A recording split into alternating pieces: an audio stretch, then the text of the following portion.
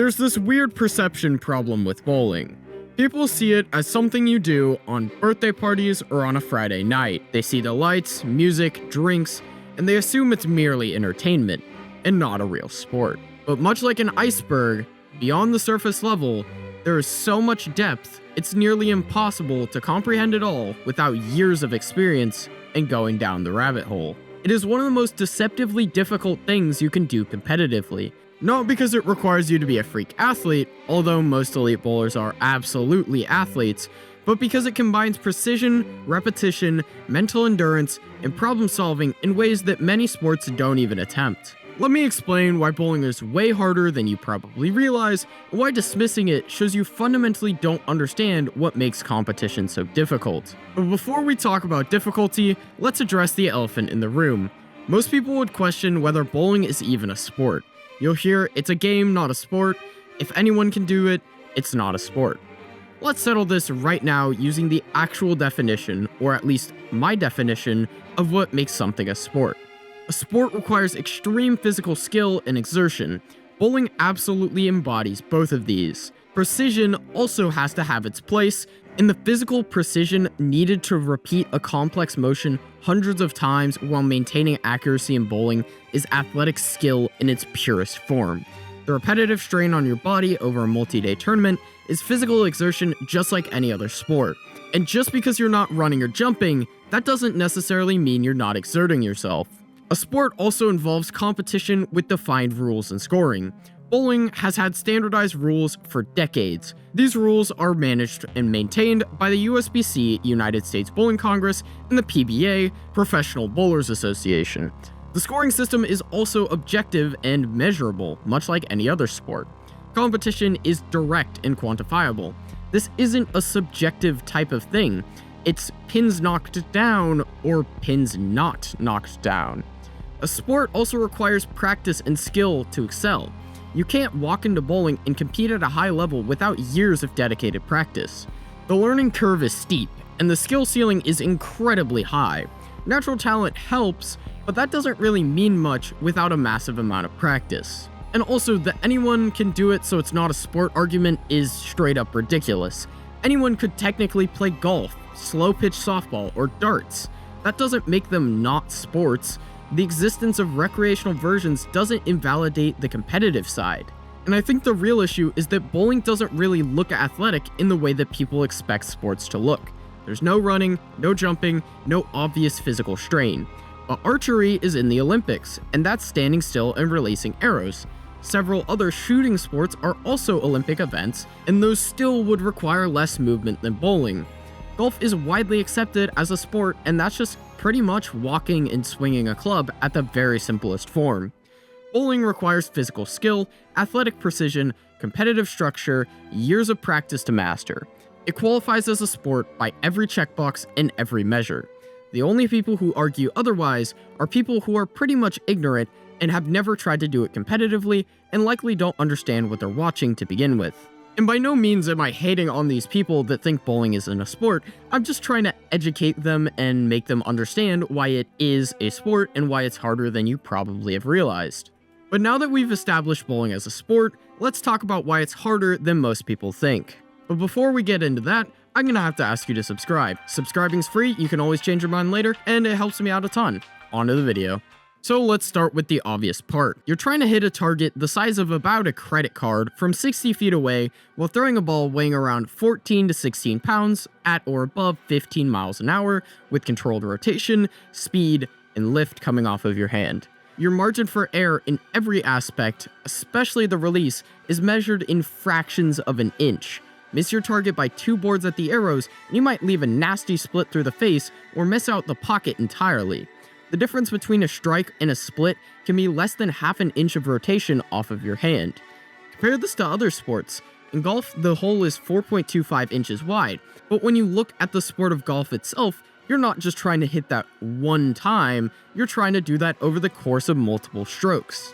In basketball, the rim is 18 inches, and you can miss by several inches and still make it in. In darts, even the triple 20 gives you room to work with. Comparatively, bowling is a lot less forgiving. The pocket is nearly 1 board wide if you hit it properly at the pins. You hit it right, you strike. Miss by an inch and you're picking up spares. There's no real close enough when you're bowling competitively at the highest level. And I get that there is a certain luck aspect, but at the highest level, to get your ball through the pins the most consistently, that can almost guarantee you a strike, and there's nothing your opponent can do about it. And you have to do all of this while thinking about generating a good ball speed and a good rev rate. And you're not doing any of this gently either. You're releasing it with power and rotation while maintaining accuracy like that of a surgeon. The combination is exceptionally difficult to execute, especially on the more unforgiving patterns. But what most people don't get is that ball selection matters enormously, especially on the highest or more difficult patterns. And there's no standardization of equipment between bowlers and how balls react on different conditions. In most sports, equipment has standards or is at least predictable. A basketball bounces consistently. A tennis ball behaves like a tennis ball. A baseball flies when thrown how you would imagine it would. In bowling, you might have 10 or more different balls, each designed for a hyper-specific condition, each reacting slightly differently to the oil on the lane surface, and the transition of the oil as the games go on. You need to know which ball to use, how to drill it best for your style, and how to adjust it when it stops working properly mid-game. Keep in mind that the lanes are constantly changing, so the shot you threw in the first frame won't always work the same way as in the 8th. You're competing in an environment that's actively changing throughout the game, and you need to anticipate this and adapt in real time. Imagine playing basketball, but the rim moves slightly higher or lower after every shot, or tennis, but the court surface changes every few minutes. That's what bowlers kind of deal with, except they're expected to keep scoring high while all of this is happening. But part of this is just the mental marathon of it all. Professional bowling tournaments aren't 3 games and you're done. A typical PBA tournament has qualifying rounds where you might bowl 15 to 24 games, usually over the course of 2 days. Then comes match play, where you're bowling multiple games per day against different opponents. Then step ladders, where you need to peak your performance after already bowling maybe 30 games that week. And once you get through all of that, then you can claim your title. But thinking about it, you need to be scoring consistently throughout all of it. One bad or good game can either knock you out or put you all the way back in. One bad shot in match play could cost you the entire match. The mental endurance required to maintain your focus and keep good shots going is brutal. Bowling requires you to execute the same precise motion hundreds of times over multiple days while maintaining your concentration on every single shot. The fatigue is crushing.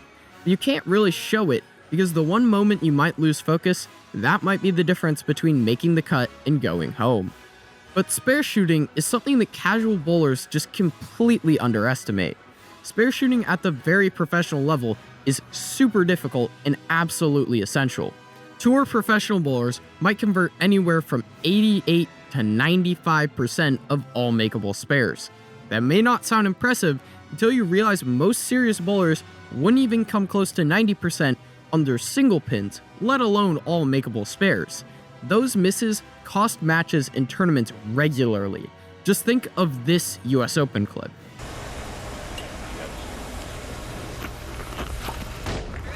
Single pin spare, misses it! He missed it! A lot of casual bowlers tend to err on the side of thinking that spare shooting is easy compared to striking, but making a 7-pin when you're left-handed or a 10-pin when you're right-handed, with pressure and with your first title on the line, it can be life or death in your brain. And you can't really avoid it either. Even professionals leave their spares constantly. The difference between a 220 and a 200 average is often spare shooting. While sure, bowling isn't as physical as running a marathon or playing football defense, the demands are way more serious than a lot of people think. It's mainly the repetitive motion that puts stress on specific body parts. Your knees, ankle, back, shoulders, wrist, all of these take continuous wear over time.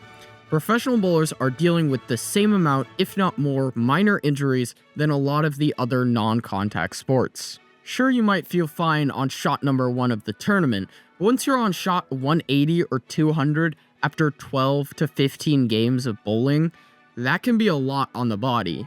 But there's something that makes bowling uniquely frustrating.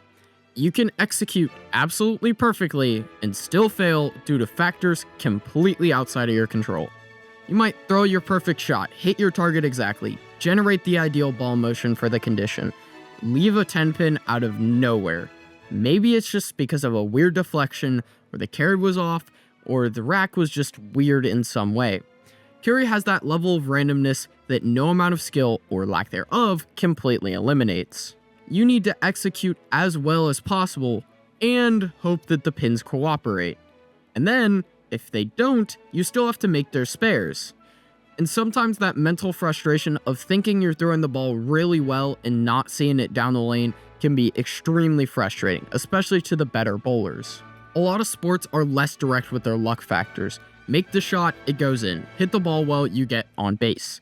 Bowl perfectly, and you might leave a split anyway, because some unlucky bad rack decided to mess with you. Living with that idea of randomness while maintaining your confidence is a mental challenge that's hard to convey to people that just haven't experienced it. You need to trust your game, even when it doesn't produce the results it should. And that links into another factor, which is the accessibility, because part of why people underestimate it is that bowling is extremely accessible. Anyone can walk into a bowling center and throw a ball down a lane. You might knock down some pins, you might not. But overall, it feels relatively achievable, in the way that maybe dunking a basketball or hitting a 95-mile-per-hour fastball doesn't. But that accessibility hides the enormous gap between the casuals and the competitive side of things. The difference between a 150 average and a 220 average is vast. And that's just on a house shot. The gap between a 220 on that house shot and winning at a professional level is even larger. Even the gap from the bowler who's number 50 on the points leaderboard and the person who's number 1 is astronomical. A lot of casual bowlers think they understand the sport because they've bowled before, but the recreational bowling on a house shot in a random alley in your town has almost nothing to do with competitive bowling on a sport pattern. It's like saying you understand basketball because you played it in the driveway as a kid. This very accessibility kind of works against bowling's perception as difficult. A lot of people think they've seen it all and that it can't be that hard without realizing they've only experienced the easiest version of a vastly difficult sport. And that version that they play on is designed specifically to make them feel good. And overall, bowling's kind of unusual because in comparison to many other sports, you can compete at the highest level for decades if you maintain your physical health. That might sound like it makes it easier to win, but it actually shows how much skill and dedication it requires rather than just pure athleticism. You can't really athlete your way into having a perfect game. There are players in their 40s and 50s still competing with players in their 20s because mental components and their technique compensate for the declining physical tools.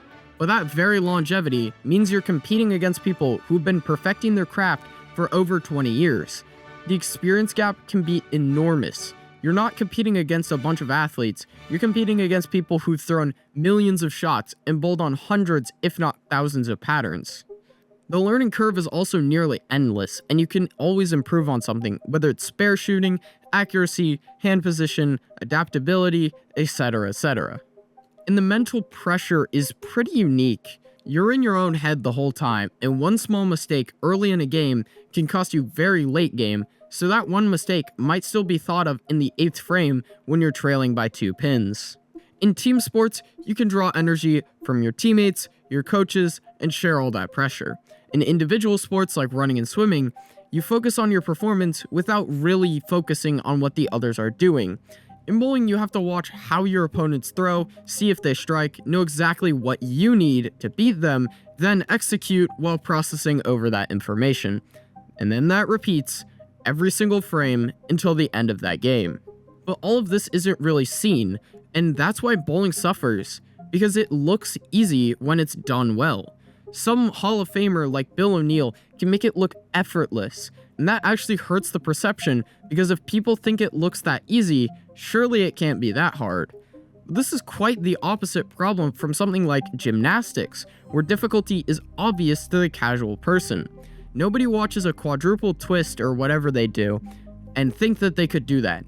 But a lot of ignorant people watch professional bowlers and think the gap between their bowling and professional bowling isn't large. That visual spectacle is subtle. The difference between a good shot and a great shot isn't often that visible to a casual observer. If you miss a board on TV, they might not even catch that. But at the peak of bowling, someone might be missing half a board, which isn't even noticeable in the grand scheme of things, but it costs them dearly. All of the difficulty of bowling is hidden behind that smooth execution and all of that consistency. So bowling has to fight this perception that it's not a real sport or even difficult. The athletes have to prove themselves against people who don't understand what they're doing and how hard it is.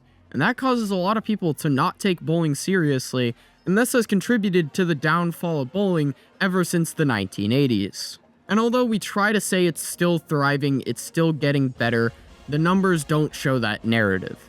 And as bowling starts to become more entertainment focused over the competitive bowling side of things, just remember this.